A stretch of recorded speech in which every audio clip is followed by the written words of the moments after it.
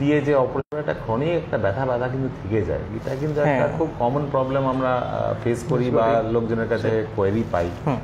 এইটা কিন্তু আজকের ডিসকাশন আমরা ইনক্লুড করব আর কি। পোস্ট সার্জারি পেন বা এবং কোন কোমরের ব্যথাগুলো যে রিলেটিভলি বিনাইন, কোন কোমরের ব্যথাগুলো যে প্যাথোলজিক্যাল, এটা আজকে আমরা ডিসকাস করব। একদম। প্রশ্ন অনেক এসছে ইয়ে থেকে। নমস্কার, আমি মানবেন্দ্র বসু মল্লিক, রিহ্যাবানা কলকাতার প্রথম dedicated neuro rehab centre and spinal injury rehab centre. আজকে আপনাদের সামনে নিয়ে এসেছি ডক্টর অম্বর কোনার, স্পেশালিস্ট নিউরো রিহ্যাব ফিজিশিয়ান। নমস্কার, আমি ডক্টর কোনারকে বলবো একটু নিজের সম্পর্কে দুটো কথা বলুক, তারপরে আমরা আজকের প্রশ্ন উত্তরটা শুরু করে দিচ্ছি। নমস্কার, আমি doctor Ambar Konar, MD physical medicine and rehabilitation, consultant neuro rehab physician, রিহ্যাবানা, কলকাতা। আজকে আমাদের টপিক অফ ডিসকাশন হচ্ছে লো ব্যাক পেন, অর্থাৎ কোমরে ব্যথা। এটা ভীষণ কমন, সবারই কখনো না কখনো হয়, বহু লোকের বেশিরভাগ সময়ই থাকে। আর র্যাডিকুলোপ্যাথি, মানে যেটাকে আমরা কনভেনশনাল কথায় আগে বলতাম সায়াটিকা। এই দুটো নিয়ে আজকে আমাদের প্রশ্ন উত্তর, আমাদের মনের সন্দেহ এবং আপনাদের যা যা প্রশ্ন, সেগুলোকে আমরা আজকে সলভ করার চেষ্টা করব ডক্টর অম্বর কোনারের সঙ্গে ডিসকাশনে। প্রথম প্রশ্ন, যে এই কোমরে ব্যথাটা কতটা কমন? হ্যাঁ, কোমরে ব্যথা মানে আমরা সাধারণত লো ব্যাক পেন বা কোমরে ব্যথা আর কি তাদের কি বলি, যেটা ওই আমাদের রিব, লোয়ার রিব যেগুলো আছে কস্টাল কার্টিলেজের পর থেকে ইনফেরিয়ার গ্লুটিয়াল ফোল্ড বা পাছার নিচের ফোল্ড, সেইখানে অবধি যে কোনো পেন এবং ডিসকমফোর্ট, এটা অধিকাংশ মানুষই তার জীবনকালে কখনো না কখনো এটা ফেস করেন আর কি। এবং সত্যি কথা বলতে কি, যে নতুন যে সার্ভেতে এসছে, যে at point prevalence low back পেনের হচ্ছে 7.5% অফ দ্য হোল পপুলেশন, মানে 7.5% লোক কোনো একটা সময়ে সমীক্ষা করলে 7.5% লোক পুরো সমাজের, তারা কিন্তু লো ব্যাক পেনে অ্যাফেক্টেড, এবং এটা এতটাই কমন আর কি। তার মানে আপনি বলছেন প্রতি 15 জনের মধ্যে একজনের একটা কোমরে ব্যথা থাকে, যে কোনো সময় সারা দুনিয়াতে, এবং সেটা খালি এশিয়া ভারতবর্ষ নয়, গোটা বিশ্বে একবার। এটা আইএসপি নতুন সার্ভেতে এই 2021-এ এই তথ্যটাই উঠে এসছে। এবং সত্যি কথা বলতে কি, যে লাইফ উইথ ডিসেবিলিটি এই জিনিসটাই আর কি, যে লো ব্যাক পেন 1990 থেকে কিন্তু প্রথম স্থান অধিকার করে আছে, এবং এটা বলতে থেকেই যাচ্ছে আর কি, মানে বাবা ডেইলি লস। এই যখন আমরা লোকজনের মুখে শুনি বা ডাক্তারের কাছ থেকে শুনি বা আমরা রিপোর্ট দেখি, এই স্পন্ডাইলো নিয়ে অনেকগুলো কথা পাই, একবারে স্পন্ডাইলোসিস, স্পন্ডেলাইটিস, স্পন্ডাইলোপ্টোসিস, স্পন্ডাইলিস্থেসিস, এগুলো কি সবই ওই একই জিনিস নাকি প্রত্যেকটা একটা ভিন্ন ভিন্ন রোগের ভিন্ন নামকরণ? একেবারেই, কারণ এই যে কোনো কোমরে ব্যথাই স্পন্ডাইলিসিস নয়। আমরা যেটা বলা হয় কমন ভাষায় যে স্পন্ডাইলিসিস হয়েছে এটা বলা হয়, সেই রোগটাও বলতে তথাকথিতভাবে যেটা বলা হয় সেই টার্মিনোলজিটাও ভুল। স্পাইন অ্যাসোসিয়েটেড প্রিফিক্সের জন্য স্পন্ডাইলো কথাটা থাকে, কিন্তু যেটা বয়সজনিত ডিজেনারেটিভ রোগ সেটার পরিষ্কার নাম হচ্ছে স্পন্ডাইলোসিস। এবং তার ফলে যদি বা অথবা কোনো চোটের কারণে যদি কখনো দেখা যায় যে পার্স ইন্টারআর্টিকুলারিস বলে একটা জায়গা থাকে স্পাইনে, সেটায় যদি ফ্র্যাকচার হয় তাকে বলা হয় স্পন্ডাইলোলাইসিস। এবং তার ফলে যদি ভার্টিব্রাটা সামনের দিকে সরে যায় তাকে বলা হয় স্পন্ডাইলোলিস্থেসিস। এবং তার যদি অপোজিট হয়, খুব রেয়ার কেসে আর কি অপোজিট শিফটিংও হয়, সেটাকে বলা হয় রেট্রোলিস্থেসিস, সেটা আলাদা। এবং এই যদি স্পন্ডাইলোলিস্থেসিস যদি বাড়তে বাড়তে এমন ধাপে চলে যায় যে ভার্টিব্রা, ওপরের ভার্টিব্রাটি সামনের ভার্টিব্রাকে ছাড়িয়ে এগিয়ে গেছে, তাকে বলা হয় স্পন্ডাইলোপ্টোসিস। এবং মুশকিলটা হচ্ছে যে এই যে স্পন্ডাইলাইটিস যেটা, সেটা আমরা অ্যাঙ্কাইলোজিং স্পন্ডাইলাইটিস বা এই সকল ক্ষেত্রে আমরা যে ফেস করি আর কি, যে অ্যাঙ্কাইলোজিং স্পন্ডাইলাইটিস এটা হলো একটা ইনফ্ল্যামেটরি আর্থ্রোপ্যাথি, এটা কিন্তু আর ডিজেনারেটিভ তখন থাকে না, অথবা চোটের জন্য হয় না। তার মানে আপনি বলছেন যে আমরা যে হাঁটু ব্যথা হলেই আর্থ্রাইটিস, এবং পরে আমরা জানতে পেরেছি এই আর্থ্রাইটিস হচ্ছে বিভিন্ন রকমের, সেরকম স্পন্ড মানে হচ্ছে স্পাইন, এবং স্পাইনের যাবতীয় রোগগুলো হচ্ছে সব বিভিন্ন রকমের, সবকটাকে এক কথায় স্পন্ডাইলাইটিসে বলা যায়, একেবারেই ফেলা যায় না। এবং আরেকটা কথা আমরা খুব শুনি বা ফেস করি, সেটা হচ্ছে সায়াটিকা, যেটা ডাক্তারবাবুরা বলেন র্যাডিকুলোপ্যাথি, আর আমরা বলি সায়াটিকা। এই জিনিসটা কি? আচ্ছা, সায়াটিকা যেটা কমনলি বলা হয় কোমর থেকে পায়ের দিকে ঝিনঝিন বা এইরকম ভাবে যদি যে রেডিয়েশনটা হয় সেটাকে আগে কলোকিয়াল কমন টার্মে আর কি সেটাকে সায়াটিকা বলা হতো, কিন্তু আমাদের এক্ষেত্রে বিজ্ঞান ভিত্তিকভাবে দেখা গেছে যে সেই ক্ষেত্রে সায়াটিক নার্ভটা এফেক্টেড হয় না, এফেকশনটা তারও উপরে হয়। বলতে লাম্বোস্যাক্রাল স্পাইনের যে জায়গা থেকে রুটগুলো বেরোচ্ছে, নার্ভ রুট, ডিস্ক প্রোল্যাপসের জন্য যদি সেখানে গিয়ে ধাক্কা খায় নার্ভটা, তাহলে ওই নার্ভ ফর্ম হওয়ার আগেই সেই ব্যথাটি শুরু হয়। সেই সময়ে সেই ক্ষেত্রে যে ইনজেকশনের জন্য সায়াটিক নার্ভে যে ইনজুরি বা চোটের জন্য যে সায়াটিক নার্ভ ইনজুরি, সেই রকম ম্যানিফেস্টেশনটা হয় না, র্যাডিক্যাল লেভেলই সেটা এফেক্টেড হয়। তো এই জন্য বিজ্ঞানসম্মতভাবে তাকে সায়াটিকাটা না বলাই ভালো, এবং সেক্ষেত্রে র্যাডিকুলোপ্যাথি বা র্যাডিকুলার পেন একটু মোর অ্যাপ্ট টার্ম আর কি। তার মানে যে ব্যথাটাই কোমর থেকে পায়ের দিকে ছড়াচ্ছে সবই সেই সায়াটিকা না, একেবারেই সব ভিন্ন ভিন্ন কারণে হতে পারে। জন্য এই জিনিসটা হচ্ছে। কোমর থেকে পায়ের রেডিয়েশনে যেমন নার্ভ ইনজুরি এফেক্টেড হতে পারে, তেমনি ফ্যাসেট জয়েন্ট, যেটা একটা ছোট সাইনোভিয়াল জয়েন্ট আছে আমাদের স্পাইনে, সেটা এফেক্টেড হতে পারে। কোমরে কোনো ফ্র্যাকচারের জন্য এটা একটু রেডিয়েট করতে পারে। অন্য আদার কজেসের জন্য পেলভিক পেনও অনেক ক্ষেত্রে কিছু কিছু ক্ষেত্রে রেডিয়েট করে। সেই কারণগুলো প্রত্যেকটা কারণই আলাদা আলাদা হয়, সবগুলোই সায়াটিকা নয়। তাহলে আপনি যেহেতু জিনিসটা স্লাইটলি একটু কনফিউজিং হয়ে যাচ্ছে, আপনি যদি একটু এনিউমারেট করেন যে এই সায়াটিকা বা ডাক্তারবাবুরা যেটা বলে র্যাডিকুলোপ্যাথি, এর কারণ যদি মেন 3-4টে কারণ কি কি কারণে এই জিনিসটা হতে পারে সেইটা যদি একটু বিবরণ করেন। হ্যাঁ, কোমর থেকে পায়ের দিকে ব্যথা ছড়ানো কতটা অবধি ছড়াচ্ছে বা কিভাবে ছড়াচ্ছে সেটার উপর ডিপেন্ড করে। কোমর থেকে পায়ের দিকে যেমন যদি কোনো রকম মোটর বা সেন্সারি লস না থাকে, সেক্ষেত্রে আমরা যদি ডিস্কের জন্য নার্ভের র্যাডিকেলে বা রুটে চাপ পড়ে, সেটাকে আমরা বলি র্যাডিকুলার পেন। এবং তার ফলে যদি র্যাডিকুলার পেন যদি বাড়তে বাড়তে একটু সিভিয়ারিটি বেশি হয়, সেক্ষেত্রে যদি কোনো অংশের মাসেল দেখা গেল শুকিয়ে যাচ্ছে বা মাসেল কাজ করছে না, বুড়ো আঙুল উঠছে না, পায়ের পাতা উঠছে না, সেক্ষেত্রে আমরা তাকে বলি মোটর র্যাডিকুলোপ্যাথি। এবং কোনো জায়গায় যদি পায়ের কোনো পা অবশ হয়ে যায় বা ঝিনঝিন হয়, সেটাকে বলা হয় সেন্সারি র্যাডিকুলোপ্যাথি। কম্বাইন্ডও হতে পারে, কম্বাইন্ড মোটর এবং সেন্সারিও হতে পারে। এগুলো কমন কজ রুট এফেক্টেডের জন্য। তারপর 2 নম্বর হচ্ছে যে ফ্যাসেট জয়েন্ট আর্থ্রোপ্যাথি যেটা আছে, ফ্যাসেট জয়েন্ট যদি ইনভলভ হয়, সেই পায়ের রেডিয়েশনটা হয়, কিন্তু সেটা জেনারেলি থাই অবধি যায়, সেটা কখনোই হাঁটুকে ক্রস করে না। আমরা ল্যাটারাল সাইড অফ পায়ে যদি এরকম দেখি যে পায়ে জ্বালা জ্বালা করছে বা প্রচণ্ড বলতে ঝিনঝিন করছে, এইটা জেনারেলি একটা nerve, lateral femoral cutaneous nerve, যেটা সামনের দিকে এফেক্টেড হয়, সেটা যদি কোনোভাবে চাপ পড়ে, তাহলে এই সমস্যাটিকে বলা হয় মেরালজিয়া প্যারাস্থেটিকা। তো এইগুলো তাছাড়া পেরিফেরাল নার্ভ, যেমন আমি বললাম সায়াটিক নার্ভ বা কমন পেরোনিয়াল নার্ভ, এগুলো যদি কোনোভাবে ইনজুরি প্রাপ্ত হয় অথবা কোনো কারণে এফেক্টেড হয়, সেগুলোর জন্য পায়ে ঝিনঝিন যেতে পারে। 2-4টে জিনিস খুব কমনলি মিস হয়। একটা যেমন আমাদের সেন্ট্রাল ক্যানাল স্টেনোসিস বা ডিস্ক যদি স্পাইনাল কর্ডের ওপর খুব বড় রকমের চাপ দেয়, সেক্ষেত্রে কিন্তু যে অ্যান্টেরোপস্টেরিয়ার গ্যাপটা কর্ড থাকার, সেটা যদি কম্প্রেসড হয়, তাহলে তাকে বলা হয় সেন্ট্রাল ক্যানাল স্টেনোসিস। সেটার জন্য মানুষ কিছুটা হাঁটার পর হঠাৎ করে বসে পড়তে হয় তাকে, এটাকে বলা হয় নিউরোজেনিক ক্লডিকেশন। এটাও কিন্তু স্পাইনের অ্যাফেকশনের জন্যই হয়। সিমিলারলি তার একটা কোমরবিডিটি বলতে সিমিলার আর কি বলতে ডিফারেন্সিয়াল ডায়াগনোসিস আছে, যেটা পায়ে রক্ত চলাচল অভাবের জন্য হতে পারে, তাকে পেরিফেরাল আর্টেরিয়াল ডিজিজ সেক্ষেত্রে বলা হয়। এইগুলো হচ্ছে কমন টার্ম, যেগুলো মানে স্পাইনে এফেক্টেডের জন্য পায়ে ব্যথা বা ঝিনঝিন। তার মানে আপনি বলছেন একাধারে যে কোমরে ব্যথা বা লো ব্যাক পেইন যেটাকে বলি, তার পুরোটা স্পন্ডিলাইটিস নয়, এবং তার ভিন্ন ভিন্ন কারণ থাকতে পারে, এবং যেটাকে তথাকথিতভাবে সায়াটিকা বলি, সায়াটিকাটাও ভিন্ন ভিন্ন ধরনের র্যাডিকুলোপ্যাথি, এবং তার প্রত্যেকটা ভিন্ন ভিন্ন কারণ থাকতে পারে। মানে সবকটাই খালি ওষুধ দিয়ে হয়তো একেবারেই হবে ইনিমেট করা যাবে না, একটা ইভ্যালুয়েশন দরকার, কি কারণে কোমরে ব্যথা এবং কি কারণে সায়াটিকা হচ্ছে, এবং তার রেমেডি, স্পেসিফিক রেমেডি সেটাই।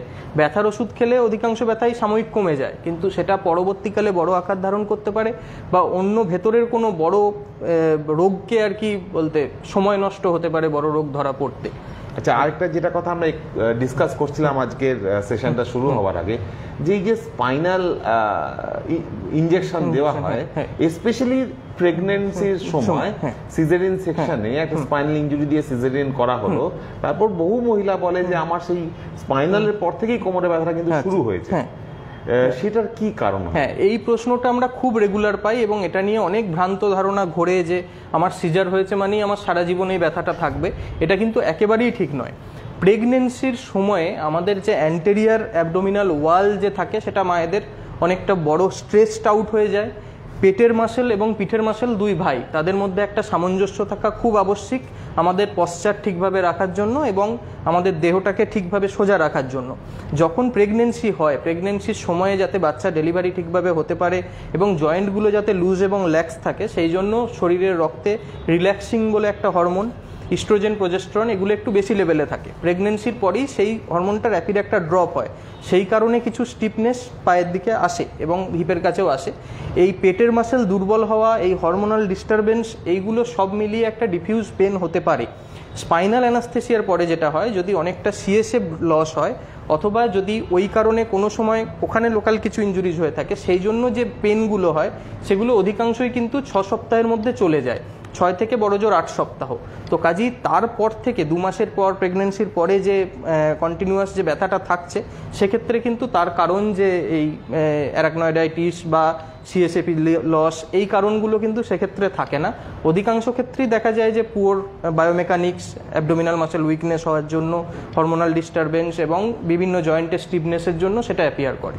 যেটা আপনি খুব সুন্দর বলেছেন, আমি এক জায়গায় পড়েছিলাম, একটা খুব সুন্দর উদাহরণ এক ডাক্তারবাবু দিয়েছিলেন যে প্রেগন্যান্সির সময় মারুতি গাড়ি বড় হয়ে ট্রাক হয়ে গেল, কিন্তু চেসিসটা তো সেম রয়ে গেল। একেবারে প্রেগন্যান্সির পরে আবার সেই ট্রাকটাকে কমিয়ে মারুতি গাড়ির সাইজে আনতে হবে, নালে ওই চেসিসটি যাবে ভেঙে। ঠিক, আপনি খুব সুন্দর এটা বুঝিয়েছেন। এই দীর্ঘদিন ধরে কোমরে ব্যথার ওষুধ খেয়ে চালিয়ে যাচ্ছে, সায়াটিকা ব্যথার ওষুধ খেয়ে চালিয়ে যাচ্ছে, কি হতে পারে, মানে কি কমপ্লিকেশন হতে পারে এগুলো যদি বেশি দিন আমরা নেগলেক্ট করতে থাকি বা ব্যথার ওষুধ খেয়ে একটা চালিয়ে দেওয়ার চেষ্টা করি, সেটা কি প্রবলেম হয়? হ্যাঁ, আমরা কমন কারণ যেটা বললাম র্যাডিকুলোপ্যাথি ডিউ টু প্রোল্যাপসড ইন্ট্রাভার্টিব্রাল ডিস্ক, সেক্ষেত্রে হয় কি যে ডিস্কটা গিয়ে ল্যাটারাল সাইডে অথবা পস্টেরোল্যাটারাল সাইডে অথবা সেন্ট্রাল ক্যানালে গিয়ে নার্ভের রুটের ওপর চাপ দেয়। সেই চাপ বহুদিন থাকলে নার্ভের ওপর যদি পারসিস্টেন্ট একটা চাপ থাকে, সেই নার্ভটা আস্তে আস্তে পুরোপুরি অকেজো হয়ে যেতে পারে। সেক্ষেত্রে একটা গ্রস বলতে পায়ে দুর্বলতা, এই ব্যাপারটা এসে যায় এবং সেই দুর্বলতা আসার ফলে সেই জায়গায় যদি সেন্সারি র্যাডিকুলোপ্যাথি যেটা আমরা বললাম, যদি নার্ভ সাপ্লাই ঠিক মতো না থাকে, সেন্সেশন না থাকে, সেখানে আলসার ডেভেলপ করতে পারে। মোটর র্যাডিকুলোপ্যাথি হওয়ার জন্য যদি পা থেকে বারবার জুতো খুলে যাওয়া বা এইগুলো বলতে প্রোগ্রেস করতে থাকে, পড়ে যাওয়ার এই প্রোননেস, এই ব্যাপারগুলো আসতেই থাকে এবং এগুলো যত প্রোগ্রেস করে এগুলো ডিসেবিলিটি তত বাড়াতে থাকে। মানে এবং একটা সময়ের পর এটা একবারে যদি সেন্ট্রাল ক্যানাল স্টেনোসিস খুব ক্রিটিক্যাল হয়ে যায়, সেক্ষেত্রে তারপর দুটো পা দুর্বল হয়ে যেতে বেশি সময় লাগে না। সেক্ষেত্রে যে ডিক্লাইনটা হয় বা পাওয়ার লস যেটা হয় খুব র্যাপিডলি হয় শেষের দিকটা। তার মানে আপনি যেটা বলছিলেন যে এই নার্ভ ইনজুরির জন্য আমাদের পাওয়ার কমতে পারে বা সেন্সেশন কমতে পারে এবং দীর্ঘদিন থেকে যাওয়ার জন্য এই জিনিসটা পার্মানেন্ট এফেক্ট নিতে পারে, তখন হয়তো আর চিকিৎসা করেও কোনো লাভ হয় না, উন্নতি না হতে। হ্যাঁ, এবং আমরা দেখি যে অপারেশনের পরেও সেই ব্যাপারটা অনেক ক্ষেত্রে সাকসেসফুল হয় না, কারণ নার্ভগুলো রিজেনারেট করা সম্ভব হয় না। যতক্ষণ না তাদেরকে আবার রিট্রেনিং করে আবার উদ্দীপ্ত করা হয়, ততদিন অবধি এটা একটা লং প্রসেস হয়ে যায়। এটা খুব ভালো বলেছেন। আচ্ছা, আরেকটা প্রশ্ন এসছে, এই যে ব্যথা আপনি বলছেন যে কখনো থাই অবধি যায়, কখনো গোড়ালি অবধি যায়, কখনো চেপে গিয়ে মাঝে মাঝে হয় হাঁটা চলার সময়, তো এই যে বিভিন্ন ধরনের সায়াটিকা বা র্যাডিকুলোপ্যাথি, এর বিভাজনটা হবে কি করে, ডায়াগনোসিসটা হবে কি করে? হ্যাঁ, ডায়াগনোসিসটা আমরা ডিপেন্ড করি কিছু কিছু ক্ষেত্রে, অধিকাংশ ক্ষেত্রেই ক্লিনিক্যাল পিকচারে আমরা একটা বড় আইডিয়া পেয়ে যাই। যদি প্রথমেই যেটা একটা বলতে অন্যরকম ব্যাপার বললাম, সেটা হচ্ছে যে আর্টারিয়াল সাপ্লাই যদি অভাব হয়, সেটা আমরা পেরিফেরাল পালসেস ফিল করে কম পাবো, অথবা কালার ডপলার টেস্ট করে আর্টারিয়াল কোনো কম্প্রেশন পেতে পারি, সেরকম যদি মনে হয়। ক্লিনিক্যাল এক্সামিনেশনে অনেকটাই গ্রস ডিভিশনটা হয়ে যায় যে কোন জায়গায় এফেক্টটা হয়েছে। যদি রুটে এফেক্ট হয়, সেরকম ডার্মাটোমাল ডিস্ট্রিবিউশন হবে, সেরকম সেন্সারি মোটর করোবোরেটিভ লস হবে, স্ট্রেট লেগ রাইজিং টেস্ট বা এরকম অনেকগুলো ক্লিনিক্যাল টেস্ট আছে, যার মধ্যে একটা গ্রস আইডিয়া পাওয়া যায়। পিন্ট পয়েন্ট করার জন্য এবং সিভিয়ারিটি মাপার জন্য আমরা দুটো জিনিসের ওপর মেনলি রিলাই করি। তার প্রথমত হচ্ছে একটা তো বেসিক ইনভেস্টিগেশন আমাদের এক্সরে, তাতে আমরা স্প্যাজম বুঝতে পারবো, লস অফ লডোসিস অনেকে রিপোর্টে থাকে, অনেকেই জিজ্ঞেস করে লস অফ লডোসিসটা কি, সেটা স্প্যাজম আমরা ওখানে আইডিয়া পাবো, ডিস্ক স্পেস ন্যারোয়িং আইডিয়া পাবো, কোনো ফ্র্যাকচার থাকলে সেটা আইডিয়া পাবো, এবং যদি স্পন্ডাইলাইটিস বা অ্যাঙ্কাইলোজিং স্পন্ডালাইটিস এগুলো হয়, সেগুলোর একটা আইডিয়া পাবো। এটা বেস লাইন ইনভেস্টিগেশন। কিন্তু মেন যে দুটো ইনভেস্টিগেশনের উপর আমরা সিভিয়ারিটি বা ইন্টেন্সিটি বা ইন্টারভেনশন লাগবে না, শুধু কনজারভেটিভে হবে না, সার্জারি লাগবে, তার জন্য আমাদেরকে ডিপেন্ড করতে হয় এমআরআইয়ের ওপর, কারণ এমআরআইয়ে নার্ভ রুট এবং তার স্পেসিফিক এরিয়াগুলো পুরোপুরি বোঝা যায়। এবং 2 নম্বর, কিছু কিছু ক্ষেত্রে প্রয়োজন হয় যখন আমরা মনে করছি পেরিফেরাল নার্ভ ইনজুরি হচ্ছে, সেক্ষেত্রে নার্ভ কন্ডাকশন স্টাডি বা এনসিবি এগুলোর ওপর আমাদের ডিপেন্ড করতে হয়।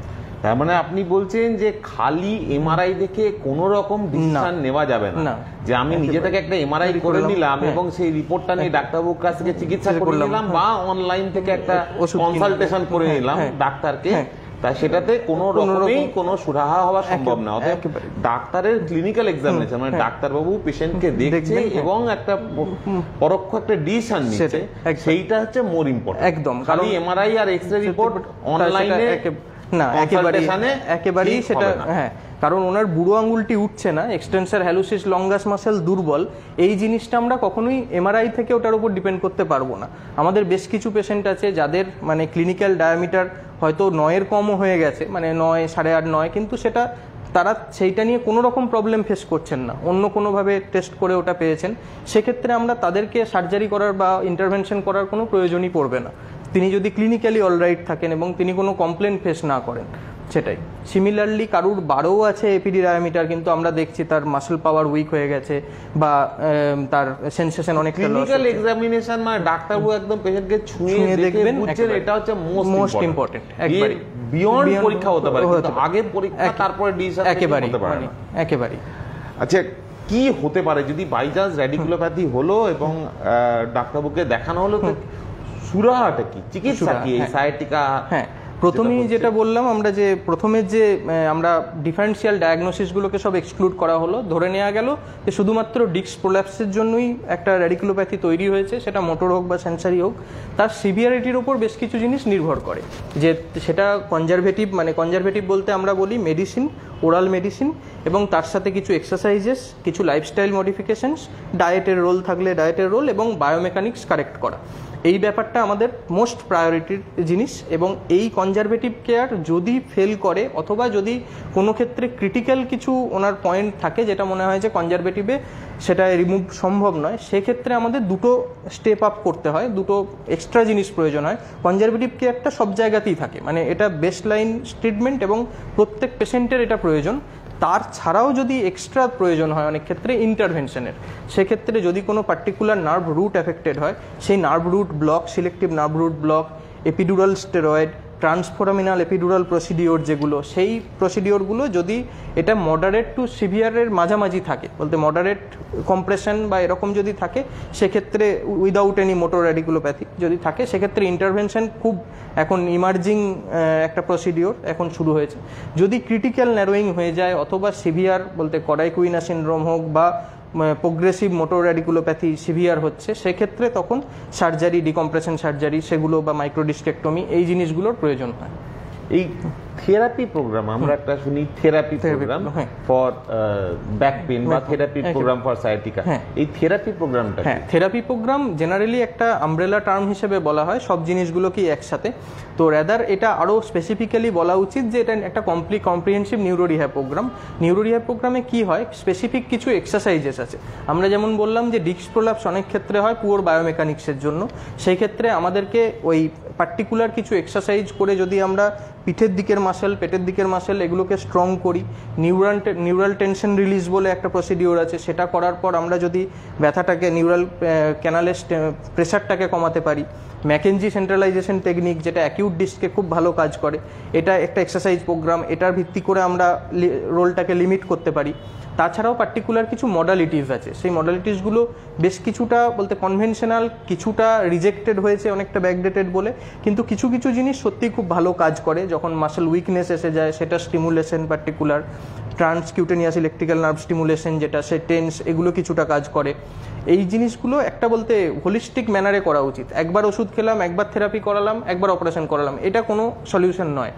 ধাপে ধাপে প্রত্যেকটাতে উঠতে হবে, প্রত্যেকটার বেস লাইনে যেগুলো, যে কাজগুলো রিস্ক ফ্যাক্টর বাড়াচ্ছে সেই কাজগুলোকে অ্যাভয়েড করতে হবে, লাইফস্টাইল মডিফিকেশন করতে হবে, কোমরবিডিটিস কন্ট্রোল করতে হবে, সুগার, প্রেশার এগুলো যদি থাকে সেগুলো এফেক্ট করতে হবে, এবং তার সাথে সাথে এই থেরাপি রিহ্যাব প্রোগ্রাম যেটা, এইটাকে করতে হবে। এটাকেই কি আপনারা বলছেন কম্প্রিহেনসিভ রিহ্যাব প্রোগ্রাম? একেবারে, এইটাই হচ্ছে comprehensive neuro rehab programme for radiculopathy associated with back pain. এই এক্সারসাইজের কতটা রোল আছে? এক্সারসাইজ করেই কি সার্জারিটা কিছু করে অ্যাভয়েড করা যেতে পারে?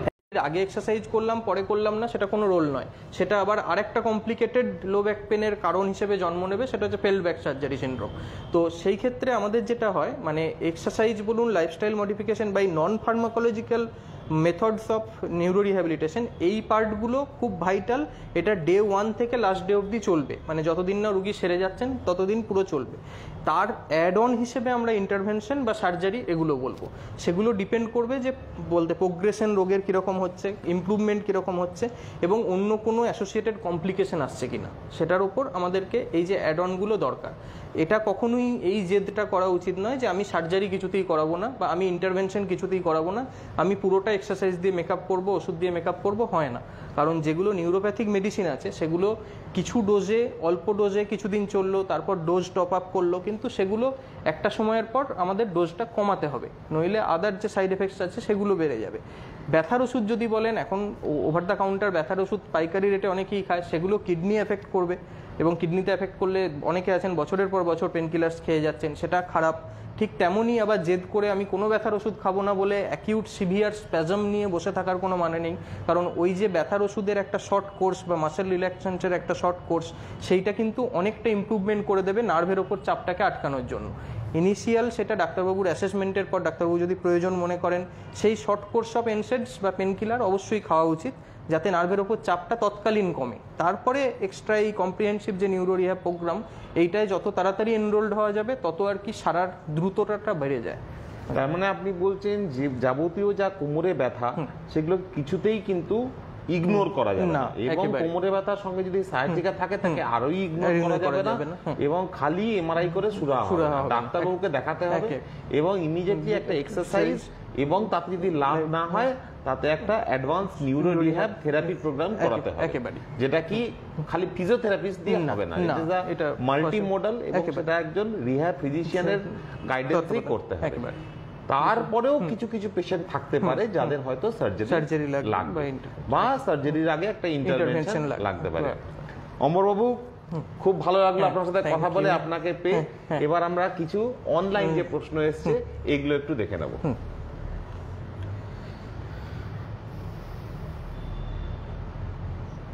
আচ্ছা, অনলাইন প্রশ্ন আস্তে আস্তে একটা কথা আমরা জিজ্ঞেস করে নিই, এটা আমার পার্সোনাল প্রশ্ন। এটা হচ্ছে আপনি মাঝখানে বললেন কডা ইকুইনা সিনড্রোম, এই কডা ইকুইনা সিনড্রোমটা একটু কি যদি বলেন। কডা ইকুইনা সিনড্রোম হচ্ছে আমাদের যে স্পাইনাল কর্ডটা যেখানে শেষ হলো, হঠাৎ করে যে এটা শেষ হয়, তারপরেও অনেকগুলো নার্ভ রুটস থাকে যেগুলো সাপ্লাই হওয়া তখনও বাকি, মানে আমাদের যেটা স্পাইনাল ভার্টিব্রাল কলমের যে লেন্থ তার থেকে স্পাইনাল কর্ডের লেন্থটা একটু কম, সেই জায়গায় নার্ভগুলো একটা যে কর্ডের মতো পজিশনে না থেকে সেটা অনেকগুলো বলতে সরু দড়ির মতো ছড়িয়ে পড়ে, যেটা দেখতে অনেকটা ঘোড়ার ল্যাজের মতো মনে হয়। এইটির নাম হচ্ছে কডা ইকুইনা। এবং কডা ইকুইনা সিনড্রোমে যখন কম্প্রেশনটা হয়, মানে ডিস্ক প্রোল্যাপস হয়ে গিয়ে যদি কর্ডের লেভেলে হয়, তাহলে আমরা মায়োপ্যাথি পাচ্ছি যেরকম, যে সেটা কর্ড লেভেল একটা কম্প্রেসিভ মায়োপ্যাথি সেই ফিচার পাবো। কিন্তু কডা ইকুইনা লেভেলে যদি হয় সেক্ষেত্রে যে ডিফিউজ ইনভলভমেন্টটা হবে পায়ের দিকে, সেইটা অনেকটা প্যাচি হয়, মানে সেক্ষেত্রে বলতে যে ডিস্ট্রিবিউশনটা সেম টিপিক্যাল ফলো করে না, যে যেরকম আমাদের স্পাইনাল কর্ড ইঞ্জুরি হলে একটা লেভেলের পর থেকে পুরোটা অবশ, কিন্তু কডা ইকুইনা হলে সেই রকম ফিচারটা হয় না। তাছাড়া নিউরোজেনিক বাওয়েল ব্লাডার ইনভলভমেন্টের ক্ষেত্রেও একটা বলতে ডিফারেন্সিয়াল রোল থাকে, এই জিনিসটাকেই বলা হয় কডা ইকুইনা সিনড্রোম। যদি কিন্তু এটা কি কোনো স্পেশাল রিস্ক? আপনি বললেন যে কডা ইকুইনা হলে একটা অপারেশনের সম্ভাবনা খুব বেশি। কডা ইকুইনা যদি এরকম ইনভলভমেন্ট হয়ে যায়, এটা জেনারেলি প্রোগ্রেসিভ হয়, এবং এই অনেকগুলো মাল্টিপল রুটস যেহেতু এফেক্টেড হয়, সেটা সেইখানে যদি তখনই রিলিজ না করা হয়, তখন যে মাল্টিপল লেভেল অফ এফেকশন যেটা আছে সেগুলো আরও প্রমিনেন্ট হয়ে যায়।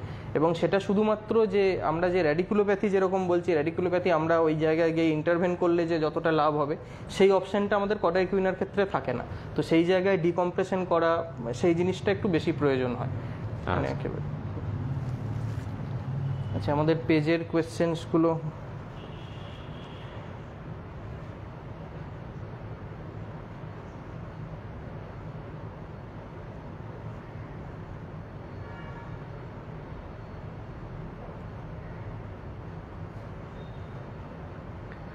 আজকে আমাদের মনে, সাধারণ মানুষ হিসেবে আমাদের মনে যে লো ব্যাক পেন নিয়ে বিভিন্ন প্রশ্ন, একটা ভীতি যে লো ব্যাক পেন হয়েছে মানেই আমি প্রচণ্ড ড্যামেজড হয়ে পড়েছি, এই ভীতিটাও কাটলো। অনেকগুলো ভুল ধারণা ছিল আমাদের মনে, সেটাও কিছুটা বোধহয় পরিষ্কার হলো যে সব কোমরে ব্যথাই এক নয়, এবং কোমরে ব্যথার বিভিন্ন বিভিন্ন কারণ আছে, এবং সেই কারণটা খুঁজে বার করা আমাদের পক্ষে অসম্ভব। সেই কারণটা একমাত্র ডাক্তারবাবুই বুঝে উঠতে পারে। খালি একটা এক্স রে বা এমআরআই যে কোমরে ব্যথার প্রথম পদক্ষেপ এটা হতে পারে না, এবং অনলাইন কনসালটেশন করে কোমরে ব্যথার তো ডায়াগনোসিস করাও মুশকিল, এবং তো সারানো তো এখন তো মনে হচ্ছে একদমই অসম্ভব। আর ব্যথার ওষুধ খাওয়া একটা সাময়িক 2 দিন 3 দিন 4 দিনের একটা পদক্ষেপ হতে পারে, কিন্তু বেশিরভাগ সময় এটা একটা টাইম বাইং প্রসিজিয়ার। সো যারা যারা আমাদের দর্শক, প্রত্যেককে বলবো যে আপনারা কোমরের ব্যথাটা বা কোমরের ব্যথাটা যখন পায়ের দিকে ছড়িয়ে যাচ্ছে বা সায়াটিকা বলা হচ্ছে, এটাকে আপনারা ইগনোর করবেন না। 2 দিন 3 দিন ওষুধ খেয়ে তার মধ্যেই আপনারা ডাক্তারকে কনসাল্ট করুন। যেখানে যেখানে সম্ভব নিউরো রিহ্যাব ফিজিশিয়ানকে দেখান, এক্সারসাইজ শুরু করুন, স্পেশালাইজ নিউরো রিহ্যাব করুন, এবং প্রয়োজনে ইন্টারভেনশন বা সার্জারি করান। একেবারে। আমরা একটা প্রশ্ন পেয়েছি আর কি এখান থেকে, অর্ণব এই প্রশ্নটি করছেন, মিস্টার অর্ণব চৌধুরী, যে কোমরের ব্যথার জন্য আর কি কি খারাপ কারণ আসতে পারে, মানে কি কি খারাপ অন্য ফ্যাক্টর আসতে পারে যেটা কোমরে ব্যথার কারণ দিতে পারে। হ্যাঁ, এটা আমি বলে রাখি, খুব চান্সেস আর রেয়ার, কিন্তু অনেক ক্ষেত্রে আমরা যেটা পাই, মানে একটু এল্ডারলি পার্সনদের ক্ষেত্রে আমরা পাই, সেটা হচ্ছে যদি একটা ছোট পড়ে যাওয়ার হিস্ট্রি বা সাব অপটিমাল ট্রমাও যদি থাকে, অনেকের ক্ষেত্রে একটা ভার্টিব্রাল কম্প্রেশন হয়, ওয়েজ কম্প্রেশন বলুন বা ফ্র্যাকচার, সেই হিসেবে সেই জিনিসটা কিন্তু অনেক ক্ষেত্রে ওভারলুকড হয়। অনেকেই ভাবেন যে এটা হয়তো ব্যথা হচ্ছে 60 বছর বয়স, এটা হয়তো স্পন্ডাইলিসিসের জন্য, কিন্তু অনেক ক্ষেত্রে একটা আন্ডারলাইং ভার্টিব্রাল ফ্র্যাকচার থাকে, যেটা হয়তো এক্সরেতেই ধরা পড়ে যাওয়ার কথা বা ডিস্ট্রিবিউশন দিয়ে ধরা পড়ে যাওয়ার কথা। এইরকম কারণ কিন্তু আমরা এটা ফ্রিকোয়েন্ট পাই, আমি রেয়ার বলবো না, কিন্তু এটা আমরা ফ্রিকোয়েন্ট পাই। এই জিনিসটাকে সবার আগে দেখতে হবে, সেটা আমাদের হাড়ের ঘনত্ব কীরকম থাকছে, সেই রোগীর সেই ব্যাপারটাও চেক করা প্রয়োজন। আর একটা রেয়ার কজ আমি বলবো, খারাপ কারণ যেটা একটা হয়, একটা কিছু কিছু ক্ষেত্রে ম্যালিগনেন্সিস কিছু আছে, যেগুলো একটা র্যাপিড ফোকাই গিয়ে কোমরের ব্যথা দিয়ে শুরু হয়, মানে এটা রেয়ারেস্ট আমরা টিউমার বলি, এবং সেটা অনেক ক্ষেত্রে দেখা যায় যে খুব এজেড পার্সনদের ক্ষেত্রে প্রস্টেটিজমের হিস্ট্রি আছে, একটা লো ব্যাক পেন হচ্ছে। আমার রিসেন্ট দুজন পেশেন্টকে আমি পেলাম আর কি এরকম, এটা খুব হার্টব্রেকিং যে আমরা ইনভেস্টিগেশন করতে গিয়ে জানতে পারলাম সেটা অ্যাকচুয়ালি প্রস্টেট ক্যান্সার ছিল, সেটা গিয়ে ভার্টিব্রাল মেটস হয়েছে, ভার্টিব্রাতে গিয়ে সেটার মেটাস্টাসিস হয়েছে, এবং তার ফলে একটা ফ্র্যাকচার মতো ডেভেলপ করেছে। উনি কিন্তু লো ব্যাক পেন হিসেবেই ব্যথার ওষুধ খেয়ে বেশ কিছুদিন ছিলেন, 1 মাস মতো ছিলেন, এবং সেটা ধরা পড়ার পরেও আর কি যখন কর্ড কম্প্রেশন হলো ফ্র্যাকচারের পর, তখন জানা গেল যে না, তখন উনি ডাক্তারের কাছে এলেন, এক্সরে করার পর জানা গেল একটা বলতে প্যাথোলজিক্যাল ফ্র্যাকচারই মনে হলো। তারপর এমআরআই ব্যাপারটা পুরোপুরি ধরলো, এবং পিএসএ যেটা প্রস্টেট স্পেসিফিক অ্যান্টিজেন, সেটা অনেক হাই এলো। মানে এটা একটা ডিভাস্টেটিং এই দুটো ডায়াগনোসিস। এবং আরেকটা যেটা স্পন্ডাইলো দিয়ে আমরা অনেকগুলো কথা বলছিলাম, সেইখানে তার একটা আমরা বাদ দিয়েছি, সেটা হচ্ছে স্পন্ডাইলো ডিসকাইটিস, যেটা যখন কর্ড এফেক্টে এই যে জেলির মতো সাবস্ট্যান্স বা ডিস্ক যখন এফেক্টেড হয়, সাধারণত ডিউ টু ইনফেকশন আর কি, যেটা আমাদের দেশে কমনলি টিউবারকুলোসিসও বেশ কিছু ক্ষেত্রে হয়, সেইটা এফেক্টেড হলে সেটাকে বলা হয় স্পন্ডাইলোডিসকাইটিস। এবং এই জিনিসটাও আমরা কিন্তু পাই, মানে কোমরের ব্যথা হিসেবেই প্রেজেন্ট করে, কিন্তু পরে সেটা অন্যদিকে টার্ন নিয়ে নেয়। ওকে।